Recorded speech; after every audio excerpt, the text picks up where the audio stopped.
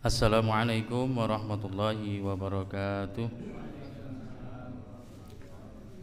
Alhamdulillahi rabbil alamin. Assalatu wassalamu ala asrafil anbiya'i wal mursalin wa ala alihi wa ashabihi wa man tabi'ahu bi ihsanin ila yaumiddin. Rabbi shrah li sadri wa yassir li amri wahlul 'uqdatam min lisani yafqahu qawli. Subhanaka la ilma lana illa ma 'allamtana innaka antal alimul hakim. Jamaah salat maghrib rahimakumullah, puji syukur kita panjatkan kehadirat Allah Subhanahu wa taala atas segala nikmat dan karunia-Nya yang telah diberikan kepada kita semua, sehingga pada kesempatan ini kita dapat berkumpul tanpa ada suatu halangan apapun, termasuk bisa menjalankan salat maghrib berjamaah. Alhamdulillahirabbil alamin. Salawat dan salam semoga senantiasa tercurah kepada junjungan kita Rasulullah sallallahu alaihi wasallam. Semoga kita senantiasa digolongkan sebagai umat Rasulullah yang kelak mendapatkan syafaatnya di yaumul qiyamah. Amin ya rabbal alamin. Jamaah rahimakumullah, seperti biasa malam Selasa kalau saya datang ke sini berarti mengganti, okay? Jadi kita asalkan ngajinya jangan sampai libur. Nah, beberapa pertemuan yang lalu saya sudah menyampaikan dalam perjalanan menyampaikan tentang 9 kebiasaan emas seorang muslim yang sebagian besar sudah tersampaikan, termasuk dari membaca kebiasaan sholat berjamaah 5 waktu beserta sholat sunnah-sunnahnya, kemudian kebiasaan membaca Al-Quran dan lain sebagainya. Kalau tidak salah yang belum saya sampaikan adalah tentang puasa sunnah dan beradab Islami. Nah, di pertemuan beberapa waktu lalu saya menyampaikan tentang adab Islami yang mungkin sudah panjenengan semua mendengarkan tentang adab pada diri sendiri, adab kita terhadap diri sendiri. Dan ternyata ada erat kaitannya, ternyata adab kita pada diri kita sendiri itu terkait dengan salah satu pelajaran berharga. Jadi kebiasaan emas yang beradab Islami, terutama beradab pada diri sendiri, itu saya menemukan ada irisan persamaan dalam sebuah buku karangan Kiai Raden Haji Hajid. Kiai Raden Haji Hajid ini adalah muridnya atau santrinya Kiai Ahmad Dahlan, dan termasuk abdi dalam di Keraton Ngayogyakarta Hadiningrat. Nah, malam ini saya mencoba melanjutkan tentang kebiasaan emas berupa adab Islami, terutama adab kita terhadap adab kita terhadap diri kita, beradab Islami terhadap diri kita sendiri. Dan saya mencoba mensinkronkan apa yang Kiai Ahmad Dahlan tuturkan oleh santri beliau. Jadi Kiai Ahmad Dahlan itu memang jarang menulis buku, Pak, karena ketika itu masa revolusi, masa di perkotaan kan, yang dibutuhkan aksi gerakan nyata untuk memberantas kebodohan, penjajahan dan lain sebagainya. Jadi untuk mengarang kitab, mengarang buku atau kitab itu sangat belum memungkinkan ketika itu. Yang dibutuhkan gerakan nyata, bagaimana masyarakat ketika itu menjadi tercerdaskan di tengah himpitan penjajahan Hindia Belanda dan penjajahan Jepang. Maka dilakukanlah berbagai macam pembelajaran secara langsung, termasuk mengedukasi masyarakat dan sebagainya. Nah, saya membaca dalam buku Kiai Ahmad Dahlan, buku tentang ajaran Kiai Ahmad Dahlan. Jadi bukunya niki, Pak, pelajaran Kiai Ahmad Dahlan yang dikarang oleh Kanjeng Raden Haji Hajid. Beliau ini termasuk dalam tanda kutip as-sabiqunal awwalunnya Muhammadiyah. Jadi termasuk beliau ini santri awal-awal, santri Kiai Ahmad Dahlan. Dan dari semua ajaran-ajaran Kiai Ahmad Dahlan Beliau senantiasa rajin untuk mengamati, mencatat dan lain sebagainya. Termasuk di dalam buku ini Kiai Raden Haji Hajid kemudian memberikan penjelasan bahwa Kiai Ahmad Dahlan itu punya 7 falsafah. 7 falsafah hidup yang diperoleh semua dari Quran dan Sunnah. Kemudian Kiai Ahmad Dahlan dari 30 juz di Al-Quran, 114 surat di Al-Quran, dan kurang lebih 6.666 ayat di Al-Quran. Kiai Ahmad Dahlan kemudian mengelompokkan menjadi 17 ayat pilihan. Nah, 17 ayat pilihan ini termasuk ayat-ayat surah Al-Ma'un, surah Al-Asr dan seterusnya. Nah, biar urut ya, ini saya selang-seling biar urut, maka saya menjelaskan ke panjenengan semua. Jadi Kiai Ahmad Dahlan itu membuat kelompok pertama. Kelompok pertama yaitu kelompok 1 tentang membersihkan diri sendiri. Membersihkan diri sendiri. Berarti terkait dengan pertemuan yang kemarin adalah tazkiyatun nafs atau tazkiyatun nufus. Ini Kiai Ahmad Dahlan kemudian menuliskan di dalam sebuah surat di Al-Quran, yaitu surah Al-Jasiyah ayat 23. Al-Jasiyah ayat 23. A'udzu billahi minasyaitonir rajim. Afara'aita man ittakhadha ilahahu hawahu wa adallahu Allahu ala ilmin wa khatama ala sam'ihi wa qalbihi wa ja'ala ala basarihi ghishawatan faman yahdihi min ba'dillahi afala tadakkarun. Maka pernahkah kamu melihat orang yang menjadikan hawa nafsunya sebagai Tuhannya? Hawa nafsu menjadi Tuhannya. Bukan Allah yang menjadi Tuhannya, tapi hawa nafsu. Dan Allah membiarkannya berdasarkan ilmunya, dan Allah telah mengunci mati pendengaran dan hatinya dan meletakkan tutupan atas penglihatannya. Maka siapakah yang akan memberinya petunjuk sesudah Allah membiarkannya sesat? Maka mengapa kamu tidak mengambil pelajaran? Ini menjadi kelompok ayat pertama yang senantiasa dipikir, diulas, kemudian dibaca tafsirnya dengan berbagai macam tafsir yang ada oleh Kiai Ahmad Dahlan. Maka ayat ini betul-betul menjadi salah satu ayat yang menjadi ajaran yang masuk dalam hati, sanubari Kiai Ahmad Dahlan, sampai menembus perasaannya dan membangkitkan kekuatan, kemauan seluruh badan, dan diamalkan benar-benar oleh Kiai Ahmad Dahlan.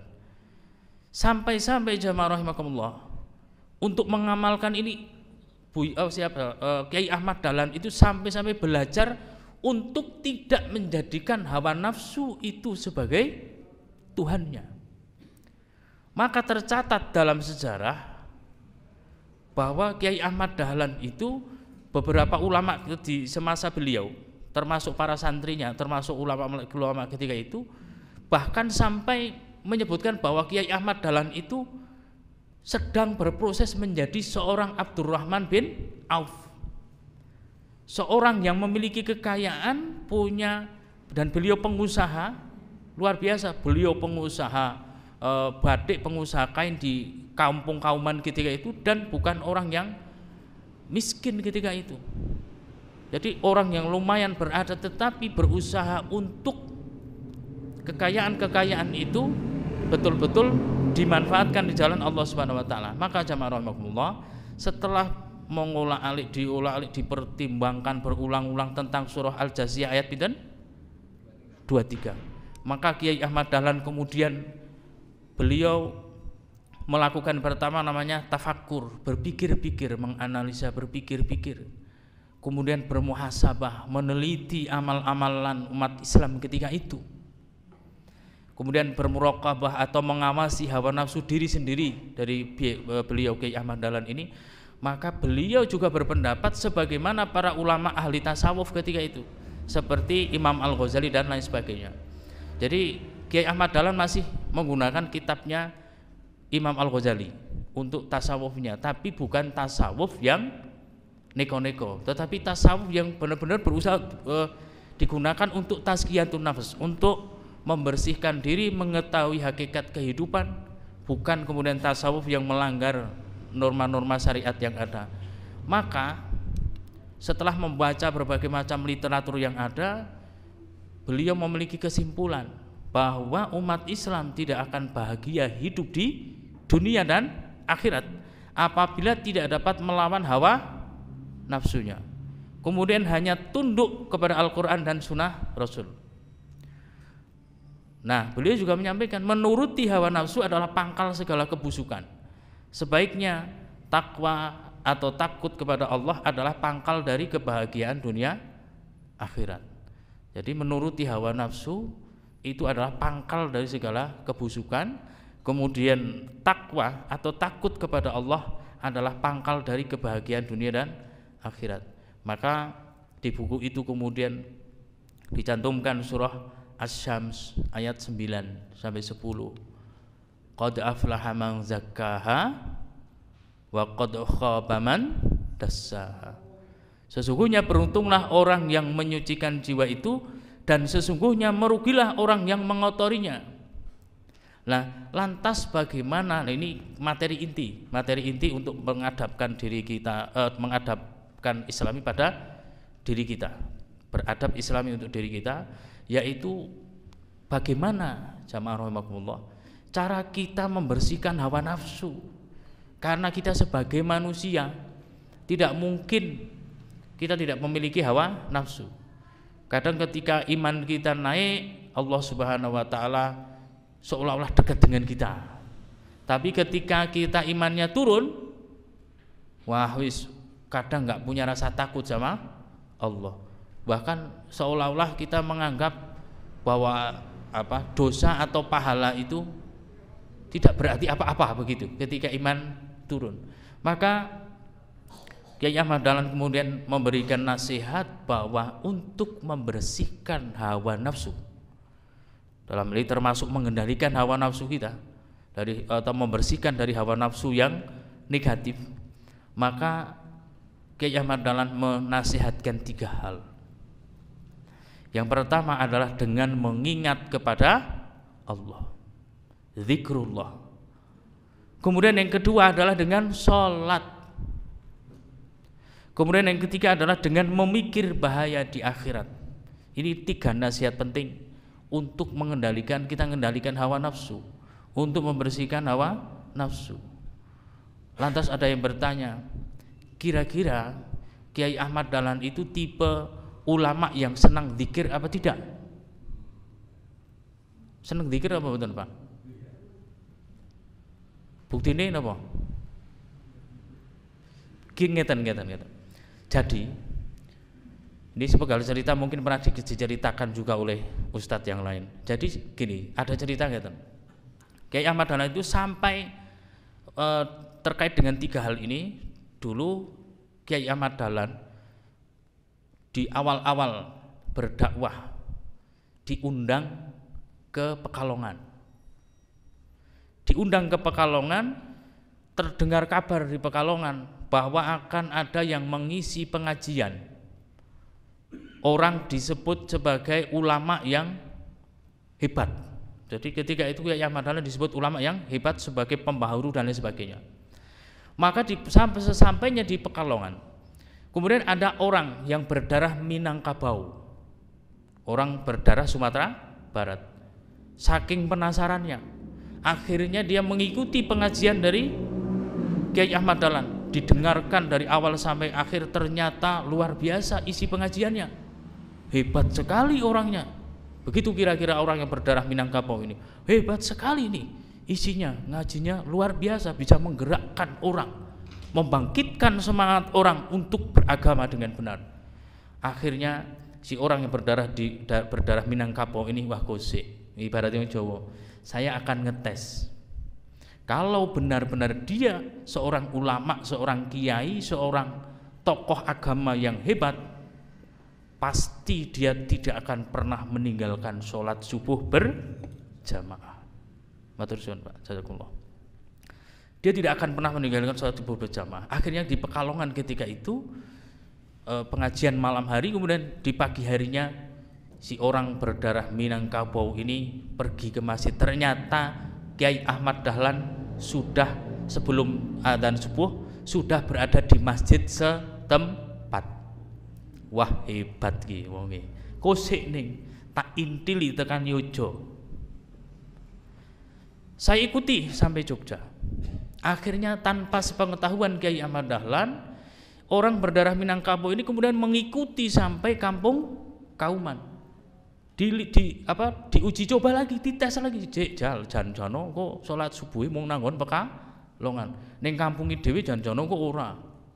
Akhirnya sesampai di kampung Kauman, dia masuk, si orang dari Minangkabau, berdarah Minangkabau ini masuk ke Masjid Agung Kauman jam 2. Ternyata masuk ke masjid jam 2, Kiai Ahmad Dahlan sudah di Masjid Kauman.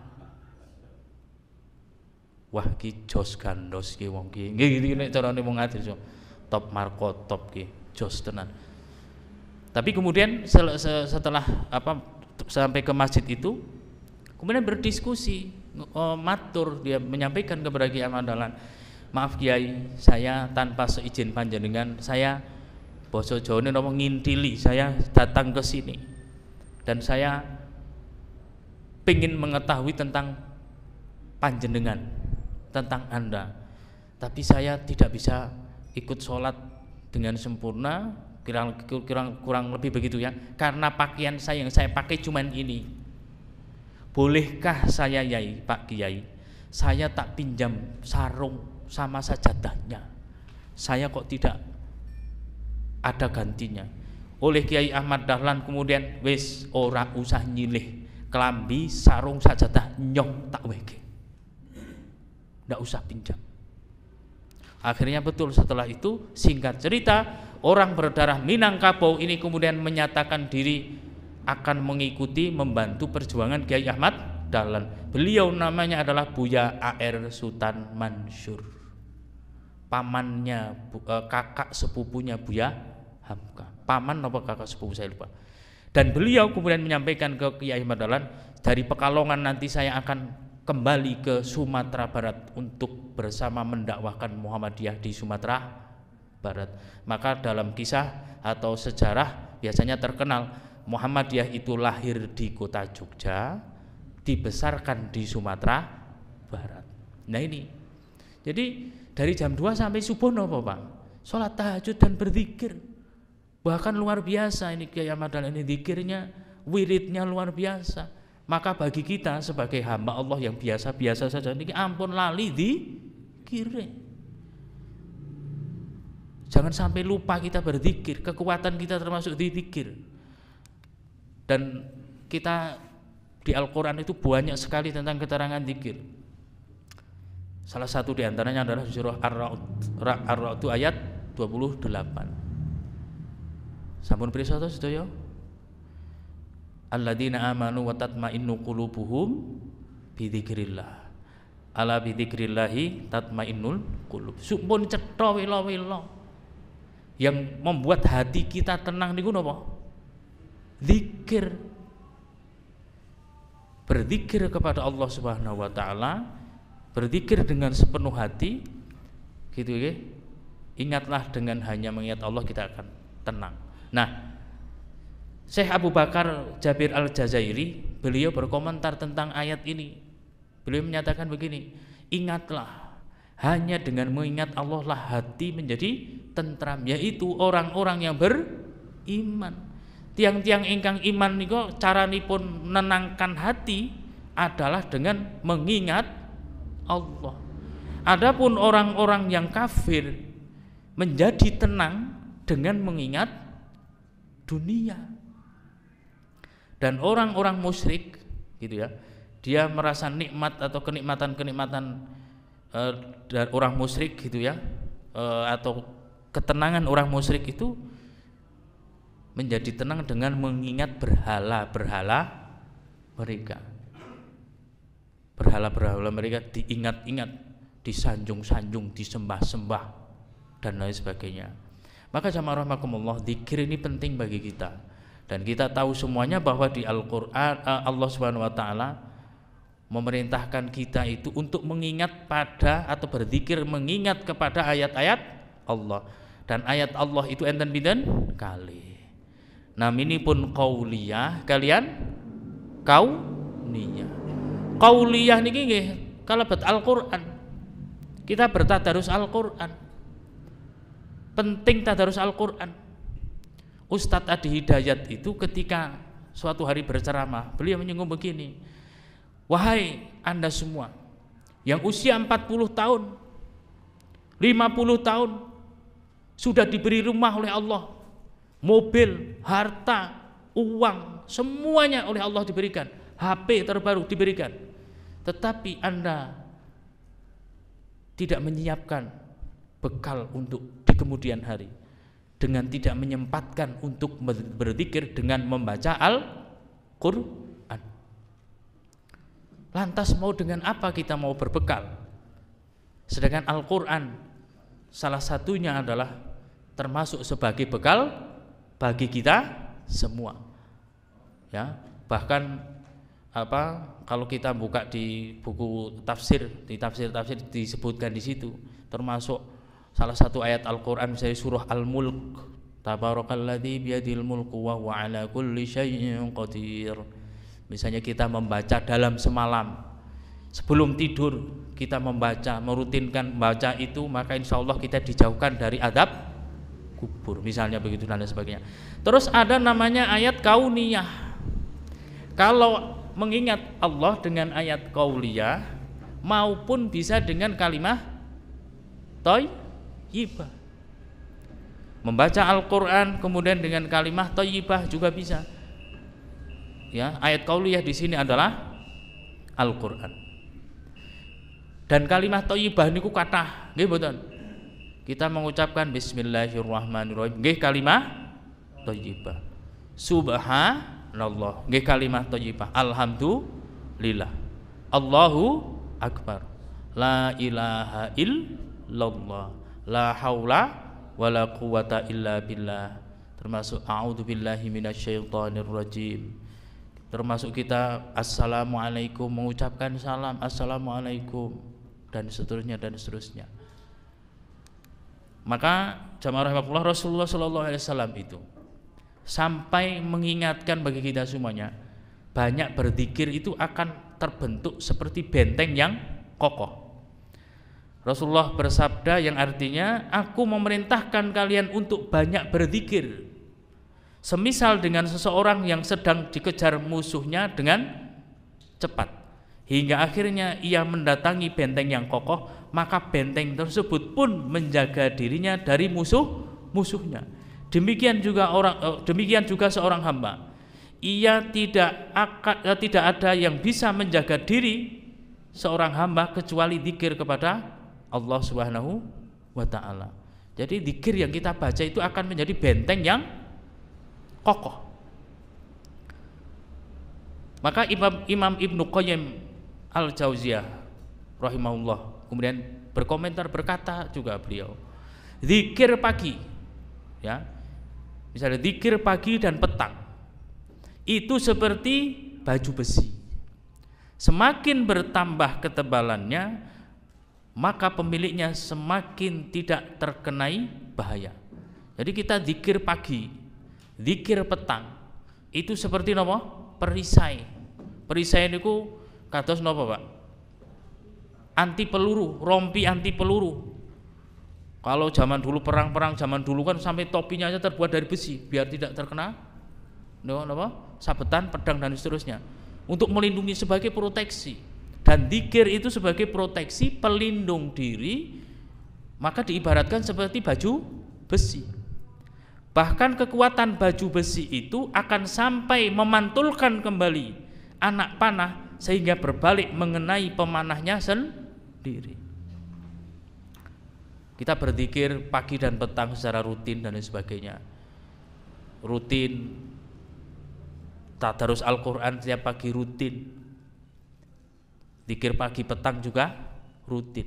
Kenapa? Ini sebagai benteng, sebagai perisai bagi kita. Nah, sedikit mengulangi. Selain ayat qauliyah, membaca Al-Qur'an kemudian berzikir, kita juga harus membaca namanya ayat kauniyah. Ayat kauniyah itu ayat-ayat yang terhampar di alam semesta ini. Kita bisa belajar dari tanaman. Ini saya putar ulang, mungkin saya lupa sudah pernah tak putar apa belum, tentang gambaran alam semesta. Kalau kita baca buku IPA, buku fisika, buku-buku anak-anak sekolah sekarang ini, fisika misalnya, buku IPA misalnya, kita mau lihat namanya sistem tata surya, luar biasa besar.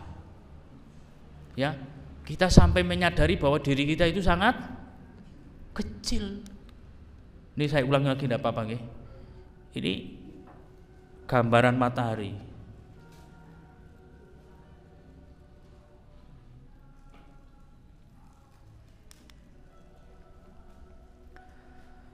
Matahari yang warnanya kuning itu berjarak, matahari dengan bumi kita berjarak berapa?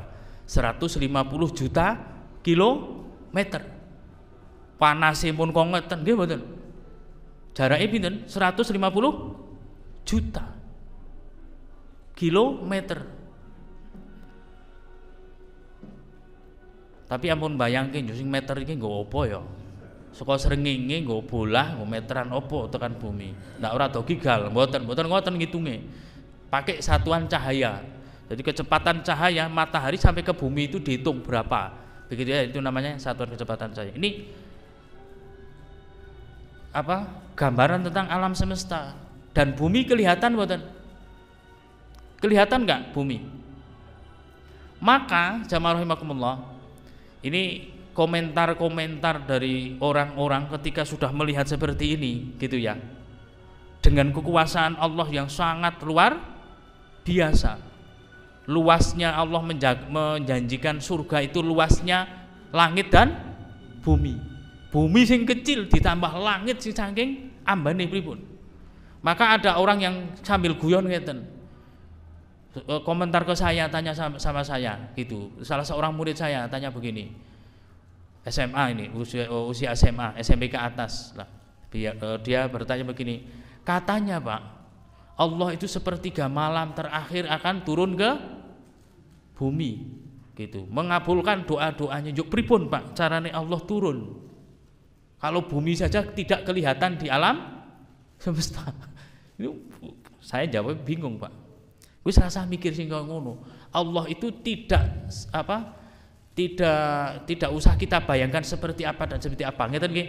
Jadi kita membayangkan ciptaannya Allah saja sudah kita nggak bisa nembus kok, nggak bisa nembus pengetahuannya, apalagi mikir-mikir sing mboten.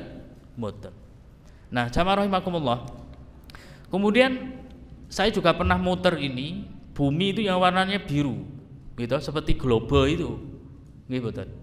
Kemudian ada berbagai macam planet. Bumi dibandingkan dengan planet Uranus, Neptunus itu bumi jauh lebih kecil. Nggih mboten? Wis luwih gedhe napa? Jupiter, Saturnus. Masih ada yang lebih besar lagi, Pak, Bu. Napa? Matahari. Matahari masih lebih besar. Dan bumi dibandingkan dengan matahari, basa Jawane dereng empute. Dereng enten napa-napa nih. Yuk kita membayangkan sama rahimakumullah. Bumi yang kita huni, yang kalau kita lihat di gambar mboten ketok, nggih mboten? Enggak kelihatan ini. Yuk Allah menghendaki terjadinya hari kiamat. Matahari diledakkan misalnya oleh Allah. Jangankan matahari diledakkan, bola gas matahari yang sekian misalnya 1/10-nya ditimpakan ke bumi maupun planet yang lain, hancur semua Pak. Inilah kuasanya Allah Subhanahu wa taala. Jadi dengan memahami ayat-ayat qauliyah dan kauniyah, kita akan menjadi orang yang bijak, mengingat kebesaran Allah Subhanahu wa taala. Betapa luar biasa kita mengingat Allah, sehingga ketika kita mengingat Allah kemudian akan jauh dari kesombongan, jauh dari sifat-sifat tercela, kesombongan dan lain sebagainya. Itu ya, jadi kita berzikir kepada Allah, mengingat Allah Subhanahu wa ta'ala dengan ayat qauliyah dan ayat kauniyah. Maka kalau misalnya kita sebagai guru-guru yang ngajar di sekolah SD, SMP, tolonglah kalau masalah pelajaran-pelajaran seperti ini kaitkanlah dengan agama, Pak. Kaitkan dengan agama. Karena ilmu-ilmu seperti ini hakikatnya para penemu-penemu ilmu pengetahuan sekarang, para ulama-ulama kita zaman dulu, penemu optik, penemu matematika, aljabar, trigonometri, orang Islam semua, Pak. Banyak orang Islamnya dibandingkan bukan non-Islam. Kenalkanlah kepada murid-murid kita, biar sama-sama mengetahui apa sih manfaatnya. Misalnya ilmu-ilmu pengetahuan, sampaikanlah bahwa ini untuk menopang, misalnya menopang hidup kita, bukan hanya untuk hidup di dunia, tetapi hidup di dunia yang kita lakukan, kita jalankan untuk kebahagiaan di akhirat juga. Saya tadinya nggih mamang ya apa sih manfaatnya matematika, ilmu trigonometri, sin cos tan, apa sih manfaatnya? Ternyata manfaatnya besar. Salah satunya nopo? Kita bisa menghitung arah kiblat, bahkan menghitung niki jadwal sholat seperti ini. Ini nek mboten ngangge matematika, nggak mencari sin, cos dan lain sebagainya, nggak mencari sudut-sudutnya, nggak bisa, Pak. Jadi terintegrasi semua. Maka tugas kita adalah seperti yang dinasihatkan Buya Hamka. Kalau seorang guru, dosen, siapapun mengajar di level manapun, kalau dia paham akan agama, maka semua ilmu yang diajarkan di tingkat dasar sampai universitas hakikatnya adalah ilmu agama.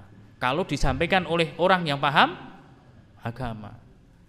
Nah, jamaah rahimakumullah, yang kedua, nasihat dari Kiai Ahmad Dahlan untuk membersihkan hawa nafsu adalah dengan sholat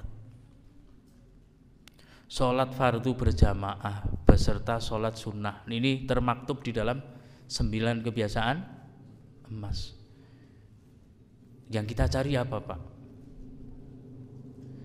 Kita semuanya sudah sama-sama gede, sama-sama dewasa, sama-sama usia ini sudah berapa tahun? Kula pun 43 tahun. Saya sudah 42 masuk 43 tahun. Yang kita cari apa, Pak? Wani kula nggih pun metu rada akeh. Nggih mboten? Pun tanda-tanda bagi kita semuanya bahwa kita sudah masuk namanya faktor U. Napa faktor U? Usia, bertambahnya usia. Kalau bukan memperbaiki sholat kita, sholat fardu kita, aja memperbaiki apa lagi? Maka Allah Subhanahu wa ta'ala mengingatkan kita, dan di buku tersebut juga disampaikan, dituturkan tentang yang Allah sampaikan di dalam surah Al-A'la. Mungkin panjenengan sudah hafal semua. Qad aflahaman tazakka. Sungguh beruntunglah orang-orang yang menyucikan diri. Wa dzakara isma rabbih fasalla. Setelah menyucikan diri, terus kemudian dia mengingat kepada siapa? Allah, mengingat pada Allah. Kemudian apa? Salat. Maka kalau kita belajar bangunan-bangunan Jawa, termasuk masjid, di masjid itu misalnya sebelum masuk masjid kampung, masjid kauman, masjid alun-alun kauman, ada gapura, nggih mboten? Gapura itu ternyata menurut para pakar sejarah, gapura diambil dari bahasa Arab, ghafura, ngoten. Njaluk ngapura. Jadi orang sebelum masuk masjid itu sudah minta maaf, taubat kepada Allah Subhanahu wa ta'ala. Bertaubat, memperbaiki diri kepada Allah Subhanahu wa ta'ala. Terus kemudian zaman dulu enten kolah gitu. Kowe do ciplon kon do adus sing sak resik-resik wudu sak resik-resik baru masuk masjid untuk menjalankan salat mengingat Allah Subhanahu wa taala. Nah ini ketawis nggih. Ini ki kula sok kesindir ndelok niki Pak. Saged maos cowok keren ke masjid berangkat sendiri, nggak nunggu dianterin warga. Maksud mboten Pak? Ini sing gawe video ya pinteran temen ngeten. Kita ini cowok-cowok semua enggak Pak? Ini laki-laki nggih. Wis pokoke pun kita memperbaiki sholat 5 waktu kita, dimulai dari memperbaiki napa? Sholat isya dan subuh niki penting niki saestu. Subuhnya kita dapat jamaah. Rasane itu dino niku rasane kaya kepingin berbuat baik banyak sekali kita. Kemantil-mantil terus kali Gusti Allah kalau kita menjaga sholat subuh berjamaah. Tapi nek sholat subuh berjamaahnya bolongnya ora mung siji tok, bolongnya kaya jolo pripun ora.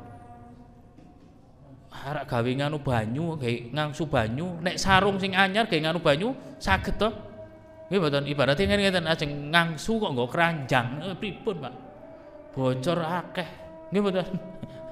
Paling untuk tempelan-tempelan sithik ngeten banyune. Tapi ngangge ember dirapatkan bocor sekedhik masih bisa nempel. Tapi nek bocore akeh. Waduh. Nah ini keutamaan sholat isya dan subuh berjamaah adalah niki sampai-sampai seandainya mereka mengetahui keutamaan yang ada pada sholat isya subuh, pasti mereka akan mendatanginya meskipun dengan merangkak. Bahkan di Turki ada yang memvideo secara tersembunyi dan ini viral. Seorang laki-laki di Turki, dia sudah tua renta, pakai tabung oksigen hidupnya Pak, pakai tabung oksigen.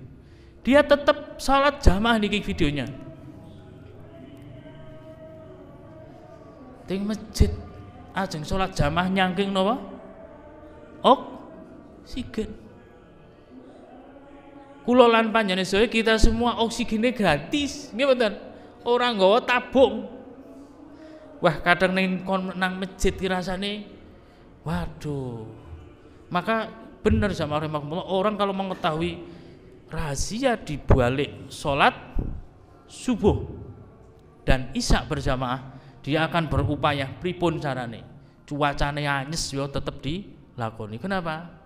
Niki break dulu Pak, nggih. Napa lanjut? Nggih. Jadi niki bagi kita semuanya sekali lagi mengawali perbaikan hidup kita. Kula bulan baleni termasuk saya sendiri, termasuk kawan-kawan saya. Kita mengaku aktivis pimpinan, misalnya pimpinan ranting, pimpinan cabang, pimpinan apa, atau pimpinan amal usaha, pimpinan perusahaan, direktur, kepala sekolah, pekerjaan apapun kita. Kalau kita nggak mau melihara sholat subuh berjamaah, saestu rugi Pak.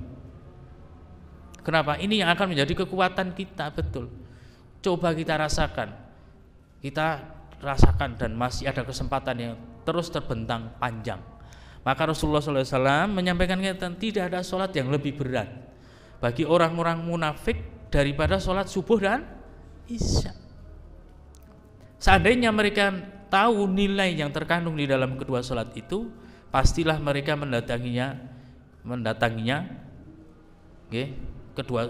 kedua sholat itu meskipun dengan berangkang coro-coro nih. Kenapa? Salah satunya adalah orang sholat isya berjamaah diberi pahala berapa? Separuh malam. Nek subuh berjamaah seluruh malam. Yuswane kula lan panjenengan sedaya pirang tahun? Seandainya empun 40 misalnya kados kula, tinggal menunggu 20 tahunan. Nek ora gawe nembel-nembel sing jaman biyen ajeng damel napa? Ngeten. taruh kata ngeten Pak, nanti bisa nembel-nembel lah ngeten niki. Misalnya semalam suntuk, misalnya semalam seluruh malam semalam suntuk pinten jam Pak? Nek semalam nek malam dari nopo? Pengertian malam itu dari nopo jam berapa kira-kira? Misalnya maghrib sampai subuh pinten jam? 10. Taruh kata 10 ngeten nggih. 8 atau 10. 8 jam mawon pun. Anggap aja bar isak tekan ngarepe subuh 8 jam. 8 jam itu sepertiga usia kita dalam satu hari. Maka nanti di hari kiamat kita diadili oleh Allah Subhanahu wa taala, diadili oleh Allah Subhanahu wa taala. Untuk apa dalam sehari kamu gunakan? Kita sudah punya jawaban dengan memelihara sholat subuh berjamaah. Allah mencatat bagi kita seperti sholat gitu, sholat semalam suntuk atau semalam penuh. Padahal mung 2 rakaat, ora ono 10 menit, gimana? Sholat subuh berjamaah enten 10 menit. Nek enten 10 menit bekah bekuh di makmume. Sing diwaca kok suwi temen misalnya nggih. 10 menit sampai 12 menit. Wah, alhamdulillah luar biasa. Nggih. Luar biasa. Nek tengen kula Pak diprotes kalih makmume. Sumune aja sing cendek-cendek wae. Ya asam urate. Karena di musolane saya itu kula sing paling enom, Pak. Sing paling enom kula. Sing luwih enom melih mboten enten. Sing napa sudah di atas 50-60an tahun nih kok. Nah, ini sebagai gambaran bagi kita. Terus kemudian niki kenapa kita harus menjaga sholat kita? Rasulullah ngendikaken, jika seorang memperbaiki wudhu kemudian keluar ke masjid, tak ada maksud kecuali ingin melaksanakan sholat, tidaklah ia mengayunkan satu langkahnya, melainkan akan diangkat baginya 1 derajat dan dihapuskan darinya dengan langkah tersebut 1 kesalahan. Maka kita keluar dari rumah sudah berwudu menuju ke masjid, ajeng melampah nopo ngangge Honda enteng. Nek kula nate ngaturaken mriki menyampaikan di sini, saya itu berniat sholat jamaah maghrib kali isya teng Masjid Al Manar mriki. Wudune pun saking ngadirjo.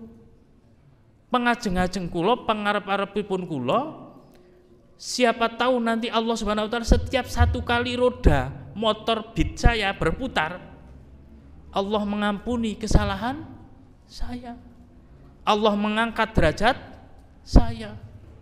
Begitupun ketika subuh misalnya, saya keluar dari rumah, wudhu sudah dari rumah menuju ke musola atau masjid, sudah saya niatkan semoga Allah Subhanahu wa taala mencatat amal ibadah saya karena saya niatnya untuk sholat berjamaah. Adapun berkegiatan itu nomor 3 nek kula. Sudah anggap nomor 3. Misal Sabtu, setiap Sabtu paing teng Masjid Danurejo. Terus nggih. Saking ngadirjo anyesi kados ngoten, Pak. Koyo ajeng prei-preyo niku. Waduh. Tapi saya sudah niat dari rumah. Bismillah, semoga aja sembayangake saka ngadirjo tekan Danurejo pirang puteran. Ngeten mau nek kula husnudoni. Semoga Allah mengampuni dosa-dosa saya di masa lalu. Kesalahan saya diampuni oleh Allah Subhanahu wa taala. Diangkat derajatnya oleh Allah Subhanahu wa taala. Maka kita jadi enteng untuk sholat berjamaah. Kemudian terkadang kita menunggu sholat berjamaah enten sing sok kesuwen mboten. Contone teng langgare kula, Pak. Adzan kula nek adzan jam 12. Munggahe jam 12 seprapat, jam setengah 1 kirang sedasa. Kula enjoy napa mboten? Nek kinten kita harus bagaimana? Nikmati saja. Karena niki orang yang nunggu sholat di masjid diberi pahala seperti sedang sholat. Paling kula sholat 5 menit misalnya ta? 5 menit 10 menit, yo kula nunggoni seprapat jam. Berarti insya Allah seprapat jam kula nunggu sholat dilaksanakan, insya Allah sudah dicatat sebagai salat. Semanten ugi salat Jumat misalnya Jumatan munggahe jam 11:00 nunggoni nih 11:30. Wah, muga-muga nggih 11:30 sampai jam 12 dicatat sebagai salat, kan dadi enteng, mboten enten bekah bekuh nyuran. Ngeten, Pak. Jadi ini luar biasa, maka pantes kalau Kanjeng Nabi ngendikan kalau orang sudah tahu pahalanya wis ati usahake piye carane, ngeten. Meskipun harus dengan merangka. Di samping itu jamaah rahimakumullah, apa yang kita lakukan ini? Apa yang kita lakukan untuk sholat berjamaah tiada lain bagi kita semuanya. Salah satunya untuk kagem nopo?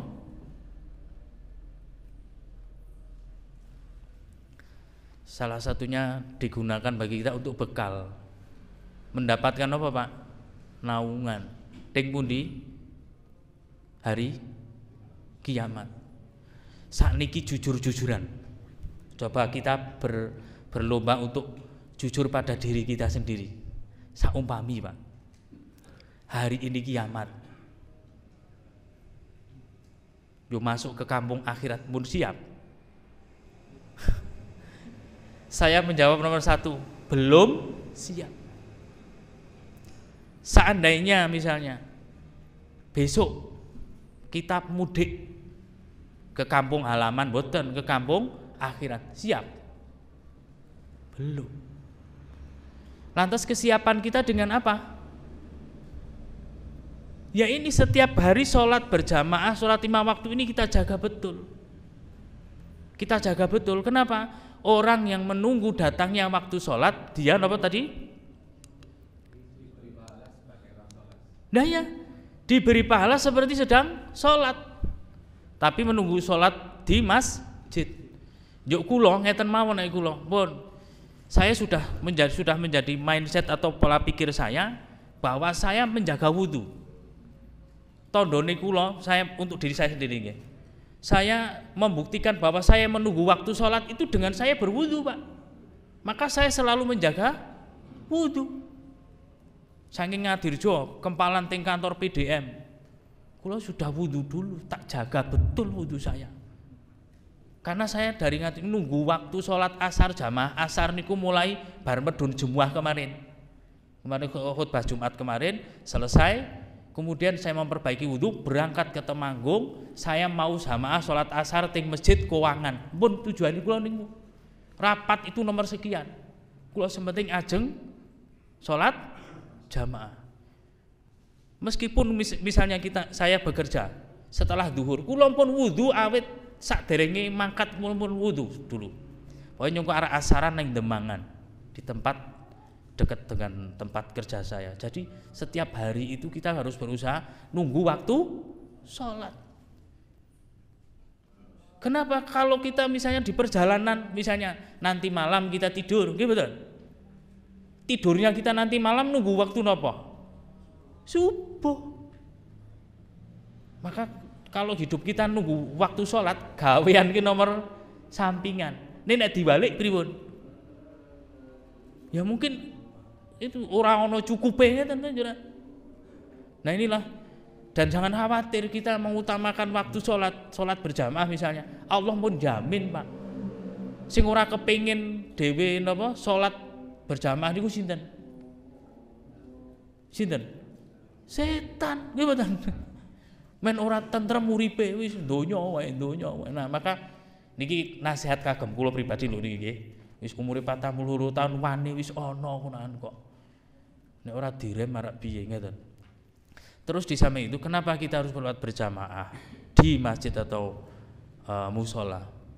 Karena ini kita ingin menjadi satu dari 7 golongan orang yang mendapatkan naungan di hari kiamat. Salah satunya siapa? Ada 7 golongan orang yang dinaungi kelak, dan salah satunya adalah orang yang hatinya terpaut dengan masjid. Anane kemandil-mandil kepengin nanggon masjid. Jajal cobi kita berwudu sudah mengagendakan.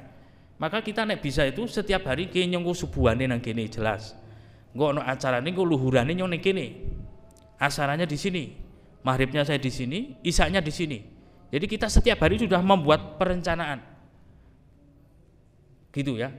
Jadi sehari itu kita sudah menunggu datangnya waktu sholat. Ya muga-muga Gusti Allah paring barokah kagem panjenengan. Karena kita termasuk yang orang yang terpaut dengan masjid. Kemudian ada seorang pemuda yang hatinya terikat dengan masjid, hamba Allah yang hatinya kemantil-mantil kali masjid. Dan kita nek sholat berjamaah kepingin di barisan yang pertama. Kenapa? Karena malaikat Allah bersolawat kepada orang-orang yang berada di shaf paling pertama. Dalam bentuk apa? Sholawatnya malaikat kepada orang yang berada di shaf pertama, Allah memohonkan kepada dia dua perkara. Yang pertama adalah Allah memohonkan ampunan, Allahumma ghfir lahu. Yang kedua, Allah memohonkan rahmat, Allahumma hamhu, Allahumma ghfir lahu, Allahumma hamhu. Niku donganipun malaikat Allah. Supados kula lan panjenengan saya dipun paringi maghfirah, ampunan kalian napa? Rahmat. Kita kepingin masuk surga karena pahala kita napa rahmat Allah? Rahmat Allah. Indonesia merdeka karena perjuangan para pahlawan napa rahmatipun Allah? Rahmatipun Allah. Kita bisa hadir ke sini karena pahala kita napa rahmatipun Allah? Rahmatipun Allah. Maka orang-orang yang dirahmati oleh Allah Subhanahu wa taala kemudian dia selalu ringan dalam berbuat kebaikan. Ngibadahi tansaya enteng dan seterusnya. Kemudian kenapa kita harus istiqomah menjaga sholat kita? Karena ini kalau misalnya kita sedang sakit dan tidak bisa ke masjid, padahal sebelumnya kita sering ke masjid untuk berjamaah, maka insya Allah Allah masih memberikan pahala untuk kita. Bahkan ini komentar dari atau tanggapan dari Profesor Dr. Khalid Al-Muslih, ya, beliau ini kalau tidak salah ini beliau ini menantunya Syekh Utsaimin ini. Jadi ceritanya itu suatu hari ini masih muda ketika menjadi mahasiswa, nekat gitu, sanjang kali Syekh Utsaimin. Syekh gadah punya putri yang masih lajang napa mboten piye ajeng nglamar. Jadi itu ya ceritanya panjang ya. Nah, ini Profesor Khalid Al-Muslih ini beliau ngendikaken ngeten. Siapa yang berniat kuat ingin sholat berjamaah, niat kuat ingin berjamaah, maka dia akan mendapatkan pahala sholat berjamaah walaupun akhirnya dia sholat sendiri dan tidak bisa berjamaah karena uzur. Biasanya munggahe let 5 menit kok wis komat gitu loh, gitu. Tekan masjid kumanan tahiyat akhir gitu. Tapi memang dari rumah memang pun ajeng sholat berjamaah. Nah ini bagi kita meniatkan, mengatur bahwa sehari-hari kita itu menunggu waktu sholat. Kerjaan itu nomor 2. Oke, insya Allah Allah akan mencukupi kita semuanya. Nah, sebagaimana kita tahu Allah itu memberikan syariat bagi kita umat Islam ketika Rasulullah Isra Mi'raj, sholat itu berapa kali sehari? Tadinya berapa? 50. Yo karena rahmat Allah Subhanahu wa taala kemudian oleh Allah diberikan kewajiban pinten? 5. Tapi meskipun 5 dilipat gandakan setiap satunya 10 menjadi berapa? 50. Ini isi dadi ende-ende. Ngeten nggih. Prihatin sekali kita, apalagi generasi muda sekarang. Salat ora dijaga. Wah, ngeri sekarang. Maka wanti-wanti ke anak-anak kita, murid-murid kita untuk menjaga sholat. Dan tangan kita itu sudah menunjukkan gambaran. Nggih mboten? Subuh jempol napa jentik subuh riyin. Jempol zuhur, asar, maghrib, isya ini sebagai gambaran nggih. Cobi mboten enten jentik, mboten enten jempol. Pak. Ajeng nyekel cendhok pripun? Kita bayangkan nggih, ini kayak dolanan mawon nggih. Tetap kita jaga, ini 5 kita jaga. Maka insya Allah dengan kita menjaga sholat 5 waktu kita, Allah akan memberikan hal yang hebat dalam kehidupan kita. Coba seandainya kita bayangkan, misalnya saya karyawan, terus saya dibel bos saya, sedino dibel ping 5, ora tak angkat. Misalnya kalau dibel Pak Jokowi ngeten mawon nggih, misalnya dibel Pak Jokowi, asli nomor Pak Jokowi, misal nih dibel ping 5 ora diangkat, dikirimi WA ngantek 114, pesane 114 ora tahu diwaca pripun Pak, padahal arek diundang nang Istana Negara wae penghargaan, iki piye kok ora mentingake, wis dicelukke sedina ping 5 Allahu Akbar ora teko. Jarine arek sejahtera dunia akhirat dicelukke ping 5 ora menyat. Diwehi 114 surat sing paling dawa ya ana gitu, paling cendek inna atau inakal kausar nggih enten, waca ya ora tau pripun. Kono anak kepengin hidup sejahtera dunia akhirat ki saka endi asale. Maka jangan sampai 5 panggilan tidak dijawab. Niki suara adzan 5 waktu gitu. Jumlah surat di Al-Qur'an siji ora tau diwaca.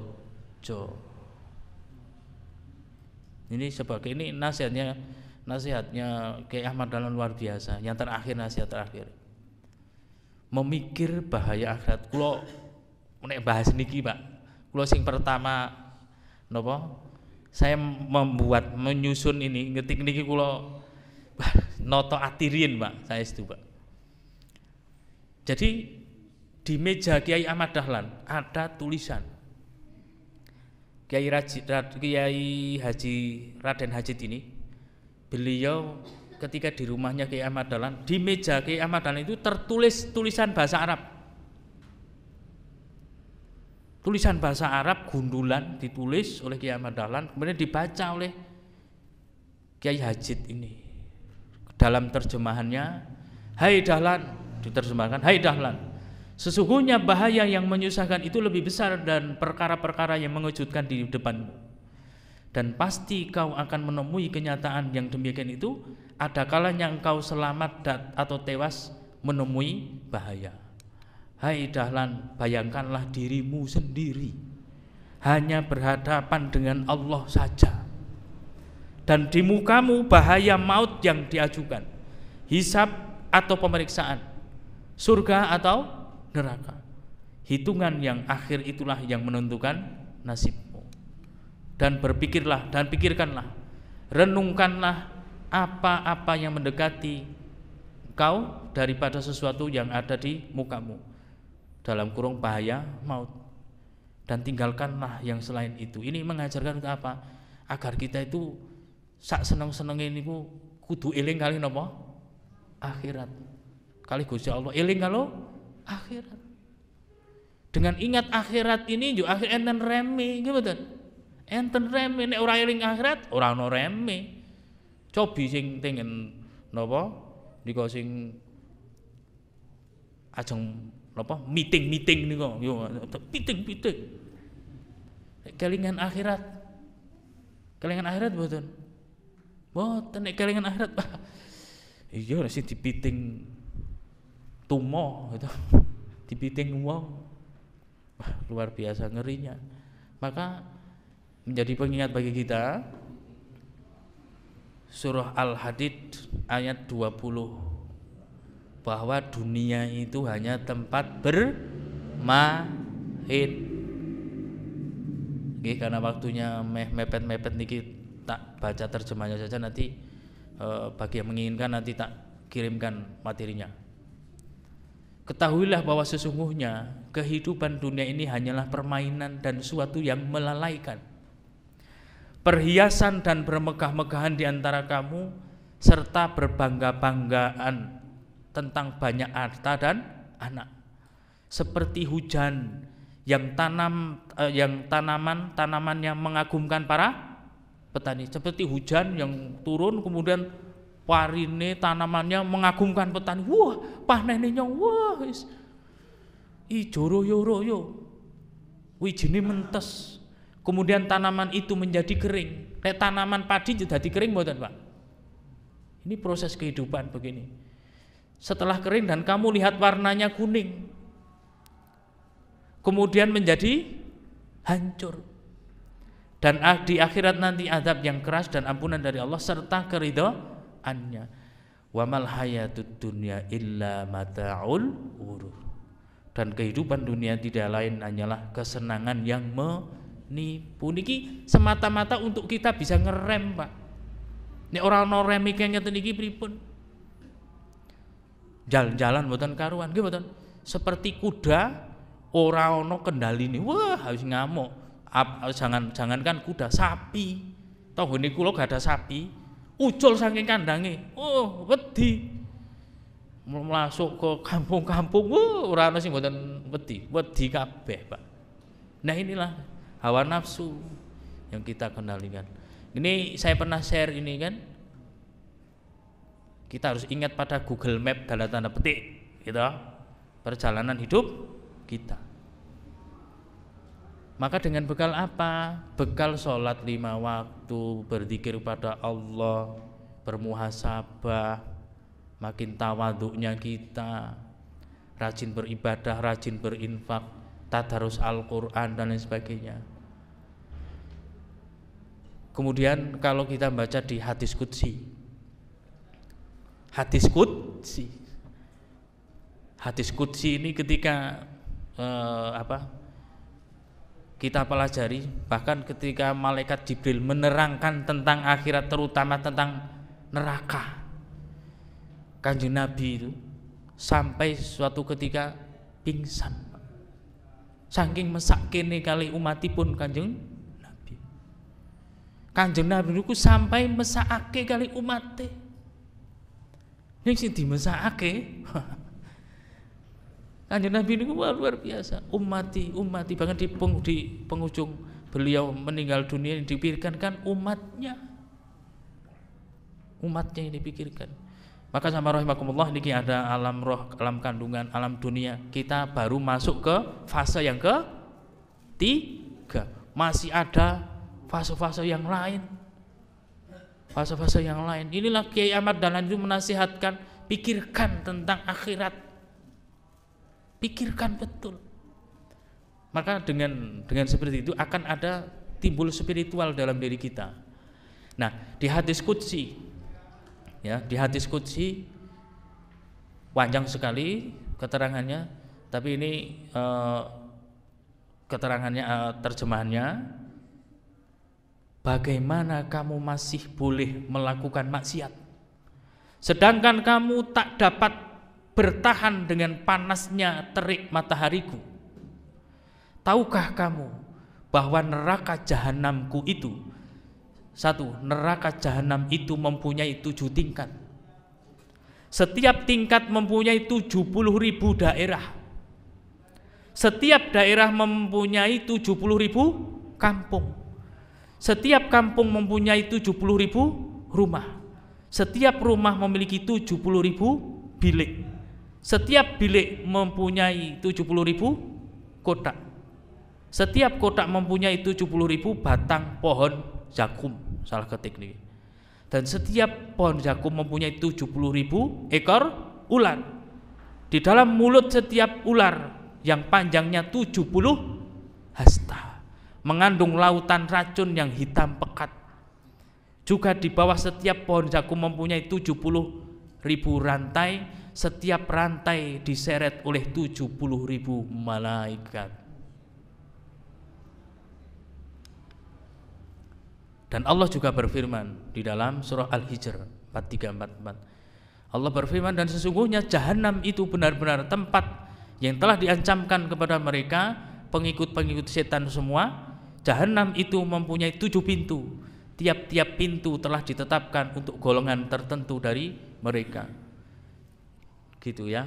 Terus kemudian berbagai macam keterangan-keterangan tambahannya yang lain, makanan dan minuman penghuni neraka. Pohon zakum, mayangnya seperti kepala setan, ngetos mayang, Pak. Mayang itu kan, misalnya jenengan nek napa nggih? Nek kan ondel-ondel niku lho. Kan enten sing napa? Ngoten niku nggih. Tumbuh di bawah dasar neraka jahim, setiap yang memakannya maka ususnya akan terburai. Surah As-Saffat ayat 62 sampai 68. Kemudian pohon dori, yaitu pohon duri yang sangat keras, tidak dapat menggemukkan, tidak menghilangkan lapar karena ia menyumbat tenggorokan, tidak keluar dan tidak juga masuk ke dalam perut. Demikian menurut Ibnu Abbas dalam surah Al-Ghasyiyah ayat 6. Hal ataka hadithul ghasyiyah wujuhun yawma idzin khashi'ah 'amilatun nasibah. Terus tasla naran hamiyah tusqa min 'ainin aniyah. Terus laisa lahum ta'amun illa min dhari', la yusmin wa la yughni min ju', dan seterusnya. Kemudian niki ghislin, yaitu nanah bercampur darah yang keluar dari tubuh penduduk neraka, ini minumannya. Kemudian al-ghassaq, yaitu air yang sangat dingin. Menurut Ibnu Umar, ia adalah nanah kental yang jika setetesnya ditumpahkan di barat bumi, niscaya penduduk timur akan mencium baunya yang sangat busuk. Terus al-hamim, yaitu air yang sangat panas yang akan disuguhkan dengan besi panas, di ujungnya dibengkokkan. Surah An-Naba 24 sampai 25 dan seterusnya.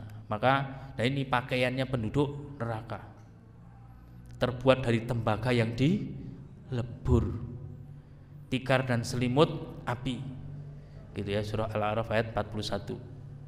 Ini nggih, disadari atau tidak, memang beginilah yang Allah Subhanahu wa taala sampaikan kepada kita. Sebagai apa?